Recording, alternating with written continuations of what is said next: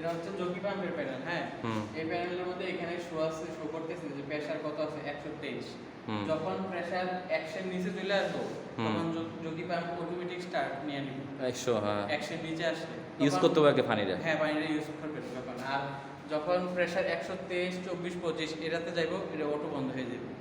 আচ্ছা আচ্ছা, মানে স্বাভাবিক হয়ে গেলে। আর এটা হচ্ছে ডিজেল পাম্পের প্যানেল। এটা সারাক্ষণ অন থাকে, এটা ব্যাটারি চালিত। জি, এই যে হচ্ছে ডিজেল পাম্পের প্যানেল। যখন কোনো সমস্যা হয়, ইলেকট্রিক সমস্যা হয়, তখন এটা অন করবেন, এটা খুলবেন। খোলার পর এখানে লেখা আছে দেখেন SUA। এ মানে হচ্ছে অটোমেটিক, উ মানে হচ্ছে অফ, এস মানে হচ্ছে হ্যান্ড। তাহলে আপনি এদিকে হ্যান্ডের দিকে দিয়ে এদিকে এটা মোস্তা দিলে, ক্লিক করলেই এই দুইটা 1, 2 এই দুইটার যে কোনো একটার মধ্যে ক্লিক করলেই ডিজেল চালু হয়ে যাবে। এই হচ্ছে ডিজেলের কাজ। আর ইলেকট্রিক পাম্পের এই ব্রেকারটা অনেক সময় অফ থাকে, এই ব্রেকারটা এখন অন আছে। হ্যাঁ, ওই ব্রেকারটা যেটা দেখাইছি উপরে সার্কিট ব্রেকার, ওই ব্রেকারটা অন করে দিলেই বাস ইলেকট্রিক স্টার্ট হয়ে যাবে অটো। আর 100 নিচে আসলে প্রেসার অটোমেটিক চালু হয়ে যাবে যদি জকি বন্ধ থাকে। আর জকি অন থাকলে এটা চালু হইব না।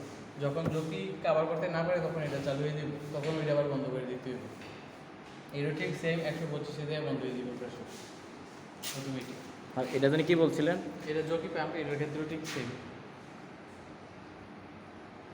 এটা সেমই। হ্যাঁ, এটা সেম।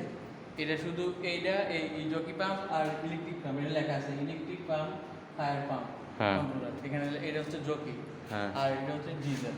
এই জকি আর ইলেকট্রিক অটো দেওয়া আছে, আর এটা ম্যানুয়ালি চালিত। আচ্ছা আচ্ছা, বুঝছি।